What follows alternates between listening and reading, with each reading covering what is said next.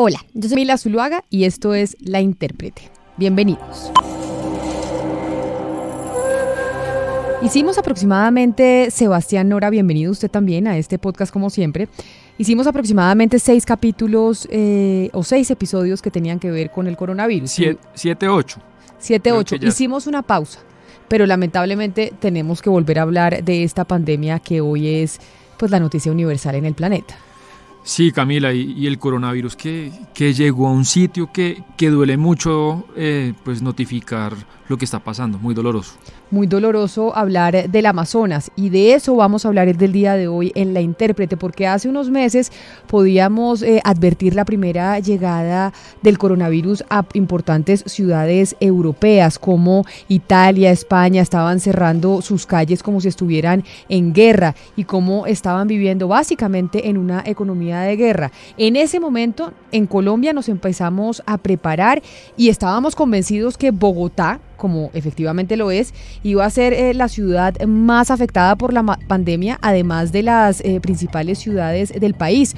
Lo que nunca nos imaginamos es que el Amazonas, donde están las comunidades indígenas, iba a estar azotado de semejante manera por el coronavirus. Que es, Camila, la región más aislada del país, digamos, lo que son las grandes urbes. Y la situación del Amazonas no es grave, es gravísima, no solo en la zona colombiana, sino en toda la Amazonía, pues que compone 9 países esta cuenca. Oiga esta cifra, por ejemplo, hoy el Instituto Nacional de Salud en el departamento del Amazonas cuenta que hay 90 contagios por cada 100.000 habitantes. Es la tasa más alta del país, casi que, Camila, dobla la tasa de Bogotá, que hoy está en 55, entonces realmente es muy grave. Es que la propagación ha sido muy rápida. Si usted mira, por ejemplo, las fechas, el primer caso en el Amazonas se registró el 17 de abril y hoy ya hay más de 720. Pero además, mirando también cifras, es importante saber que los insumos y la capacidad hospitalaria para la atención en el Amazonas son precarios. Actualmente en ese departamento en Colombia hay 167 camas instaladas en toda la región. De ellas, ni una sola es de cuidados intensivos y solo 8 están reportadas como de cuidados precisamente intermedios. Sí, Camila, casi que es como una atención artesanal. Y hay un testimonio que yo creo que le va a llegar al corazón, del enfermero Álvaro Sánchez de la comunidad Ticoya, que mostró cómo él tiene que atender a los pacientes y realmente es muy difícil. Óigalo, por favor. En ningún momento estamos preparados. Yo inclusive ya tuve el primer caso. El primer caso no, sospechoso. ¿Sí? Cuando llega la doctora me dice, don Álvaro, ponte protección. ¿Pero cómo? Si no teníamos tapaboca. Entonces me tocó comprar esta. Este es de mi propio pecunio. Ponte la bata. Bueno, me trajeron la bata. Se mandó a Leticia a las 5 horas. Porque la sacaron del hospital del Perú y la trajeron para acá. Y da la casualidad que ustedes vienen y se dan cuenta que las cosas no es como lo publican. Y todavía nacen videos por allá, por las grandes capitales. Puerto Nariño, el pulmón del mundo,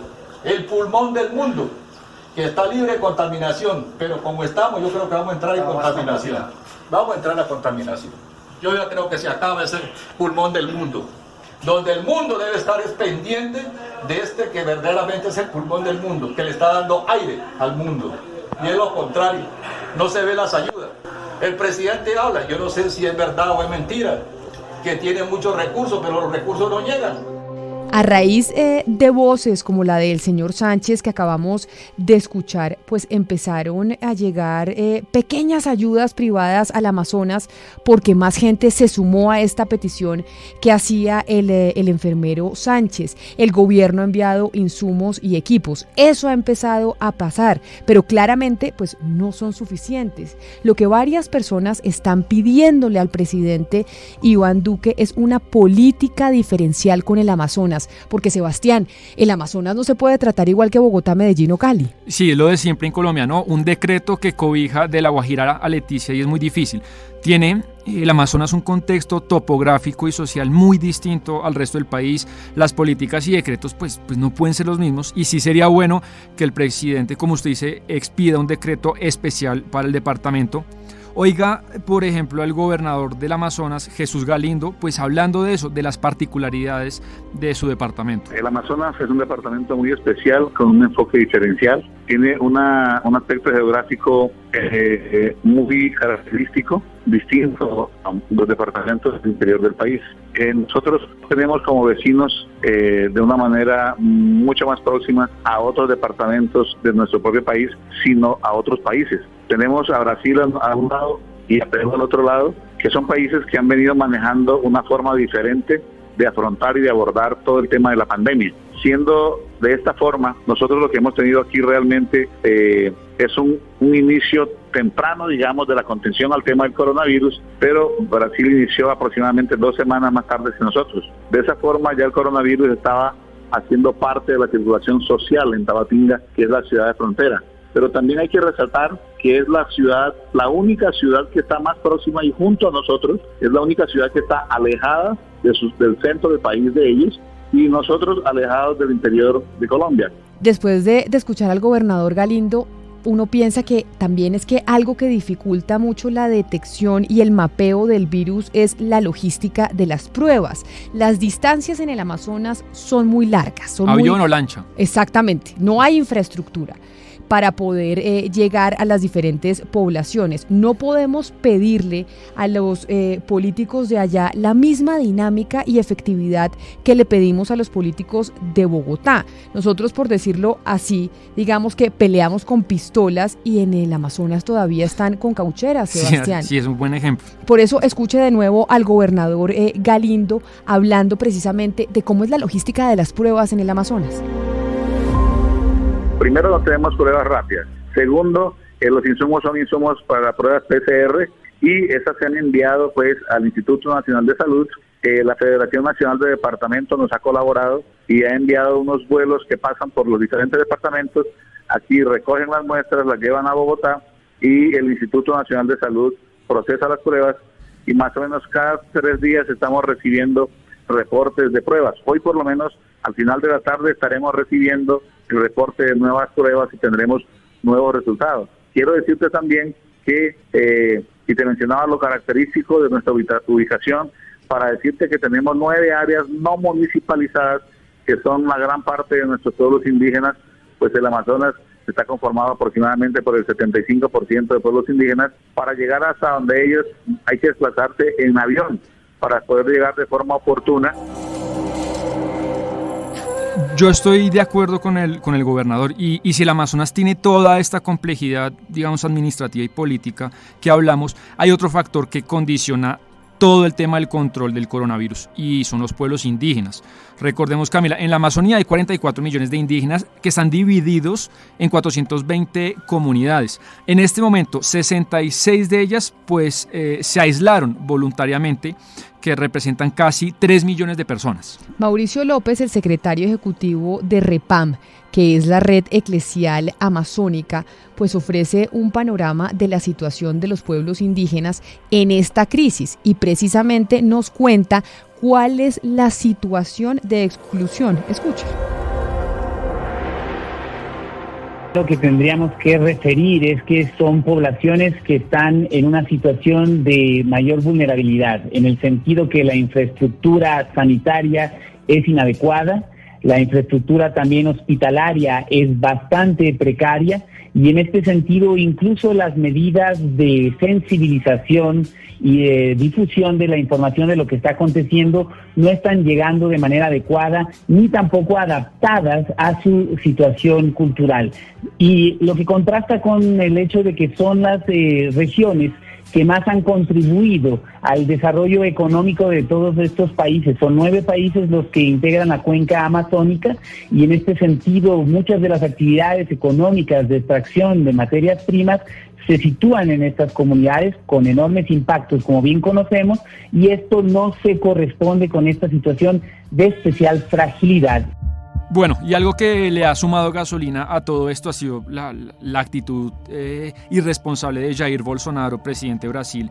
Sabemos bien que su gobierno, digamos que ha dejado el país a merced del virus y hoy Brasil ya es el 9º país del mundo con más número de contagios. Y los pueblos indígenas pues sufrirán esta desidia. Incluso algunos han sido contagiados por trabajos de minería ilegal que no se ha suspendido. Mauricio López de Repam pues lo cuenta así, oiga. Bueno, yo creo que hay que denunciar actitudes casi criminales o de complicidad en gobiernos como el de Brasil, donde ha habido una explícita inacción, donde se ha promovido incluso ir en contra de las recomendaciones de los organismos internacionales, y hoy Manaus, que es evidentemente una gran urbe, que ya tiene cerca de 3.000 casos, está completamente fuera de control. Pero, y eso sabemos que además hay un subregistro de todo lo que está sucediendo, son muchos más casos, como también está sucediendo aquí en Guayaquil, en Ecuador, que no es parte de la Amazonía, y pone una situación de gravísimo riesgo. La gran pregunta es cómo se puede frenar todo esto. ¿Deben los países que tienen la Amazonía, es decir, Perú, Venezuela, Brasil y Colombia, tomar decisiones en conjunto? ¿Eso es posible, que todos los mandatarios se pongan de acuerdo? Porque todo es muy complejo por cuenta de la escasez de recursos y la inmensidad del territorio. Si usted compara, estamos hablando que la Amazonía es del tamaño de la mitad de Europa. Claro, y un continente sin tren, sin pistas de aterrizaje, pues es muy grande. Y recordemos que una de las víctimas que murió la semana pasada por el COVID, pues fue, Camila, el actor Antonio Bolívar, el actor que protagonizó la gran película, no sé si usted se la vio, El abrazo de la serpiente, ¿la vio? Claro que sí, y además Magnífica. que estuvo en carrera a los premios Oscar y demás. Y pues muchos pueblos indígenas lo lloraron porque Antonio era un símbolo de su cultura. Pero por él, Sebastián, y por las futuras víctimas, hay voces y líderes indígenas muy preocupados. Dicen que viven en situación de dolor. Algunos, de hecho, han venido expresándose en medios de comunicación y le han mandado cartas a los gobernantes, cartas, videos, porque sienten que la situación está al límite y no da espera. Hablan incluso de un genocidio por cuenta del coronavirus si no se hace algo. Y una de estas voces, Camila, es José Gregorio Díaz Mirabal, ecuatoriano, y es vocero de la coordinadora de las organizaciones indígenas de la cuenca amazónica. Y pues Camila, lo que hicieron fue presentar esta semana un informe de toda la situación de los pueblos indígenas. Y José Gregorio, pues como usted lo decía, usa algo que suena tenebroso, pero que puede ser cierto, y es la palabra genocidio. Solo para decirte algo, hace un mes y unos días, el 2 de abril, solamente teníamos 819 contagiados y 9 fallecidos en toda la cuenca amazónica, pero no había ningún hermano indígena, ninguna hermana indígena, ni contagiado ni fallecido. Para el día de hoy ya superamos los 40.000 casos de contagios en la cuenca amazona. Vamos ya superando la cifra de 300 infectados y más de 80 fallecidos. O sea, es alarmante. Se puede producir un genocidio en toda la cuenca amazónica, porque también tenemos problemas hay mucho subregistro, no hay datos oficiales sobre los pueblos indígenas en esta pandemia. Es muy delicado porque para esa zona el virus apenas está empezando su cadena de contagio. Esto va a ser un crudo y largo proceso. Por eso José Gregorio nos cuenta cuándo estima que será el pico de la enfermedad y las semanas más duras para el Amazonas. Nuestra gran preocupación es los pueblos transfronterizos, nuestros pueblos indígenas que están en la frontera. En el caso de Colombia, Venezuela, Perú y Brasil, estamos conectados en la frontera. El pico de emergencia, o sea, lo más grave va a venir a final del mes de mayo y las primeras semanas de junio, donde se va a ver realmente la emergencia, y por eso hacemos un llamado, en este caso al gobierno colombiano, al presidente Iván Duque, que atienda los llamados de articulación de las organizaciones indígenas.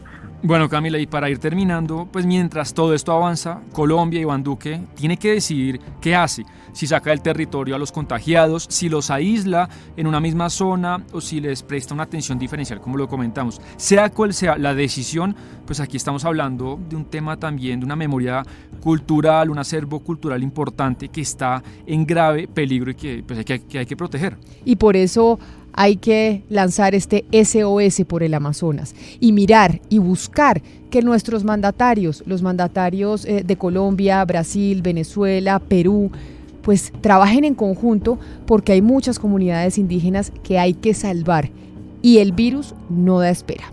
A ustedes gracias por habernos acompañado hoy escuchando este podcast, haciendo un SOS por el Amazonas. Ya saben que si les gustó La Intérprete lo pueden compartir con sus amigos, con sus allegados a través de las redes sociales. Estamos en todas las plataformas digitales. Nos escuchamos en una próxima oportunidad. La Intérprete hoy se hizo posible gracias a los textos de Sebastián Nora, a la corrección de estilo de Diana Mejía, a la producción periodística de Jennifer Castiblanco y David Ferro y, como siempre, a la producción musical de Gonzalo Lázaro.